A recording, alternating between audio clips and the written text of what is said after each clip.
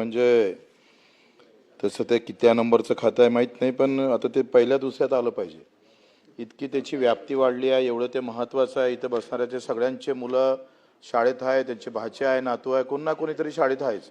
आणि ते सगळे तुमच्या अखत्यारीत येतं. बरं, म्हणजे तुम्हाला अधिक ताकद देण्याची गरज आहे. पण मला एक सांगा, आता शाळा कॉलेजमध्ये शिक्षण भेटते आणि शिकवणी वर्गामध्ये शिक्षण भेटते. दोनपैकी एक ठेवा, एक तर शाळा बंद करा नाही तर शिकवणी चालू ठेवा. दोनही इकडे, म्हणजे इकडे पाणी भेटतं, इकडे बिस्लरीचं पाणी भेटतं. काय म्हणजे चाललं काय? काय गरज आहे शिकवणीची? कशाला ठेवतोय? म्हणजे तुम्ही काय म्हणताय, गरीबाचा पोरगा आहे ना, हां अशुद्ध पाणी पे, श्रीमंत आहे ना, आमदाराचा पोरगा आहे ना, शुद्ध पाणी भेटत. हा जो बाजार सुरू झालाय ना देशामध्ये, प्रश्न उपसभापती महोदय, का आखरी हा शिकवणीचा पाठ सुरू कधी झाला? हा पाठ सुरू झाला बेरोजगारीतून. काय झालंय का, बेरोजगारीतून गावात आता मी पाहतोय, मला माहित आहे 10वी 12वीला असताना, दादाभाऊ आपल्यालाही माहित आहे का, ज्याला नोकरी लागली नाही मग त्यानं काय केलं, एक गावात सुरू केलं शिकवणी. बेरोजगार आहे तो, शिकलेला आहे भरपूर, पण शाळा कॉलेजमध्ये ठराविक लोकांच्या असल्यामुळं पैशामुळं काही तो तिकडे नोकरीवर लागत नाही. मग त्या गुणवत्ता आहे पण त्याला नोकरी नाही, असा एक त्याच्या मागचा उद्देश आहे.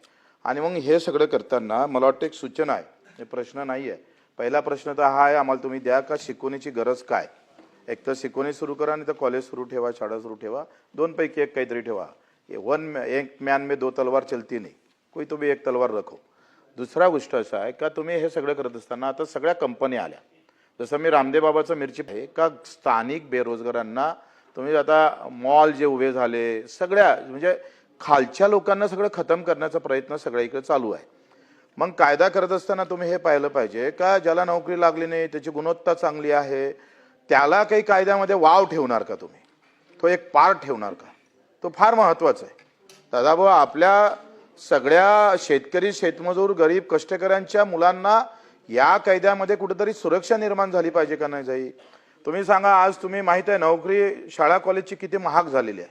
आज रेट जर पाहिले तर 50-60 लाखाचे रेट आहे एकंदरीत नोकरी लागायची. तुम्हाला माहित आहे आपण किती काही ते थांबवले तर थांबत नाही. आणि म्हणून माझं असं म्हणणं आहे का, जो बेरोजगार त्याला नोकरी लागली नाही, तर त्या अशा उच्च शिक्षित ज्याला गुणवत्ता आहे अशा बेरोजगारांना कायद्यामध्ये काही तरतूद मंत्री महोदय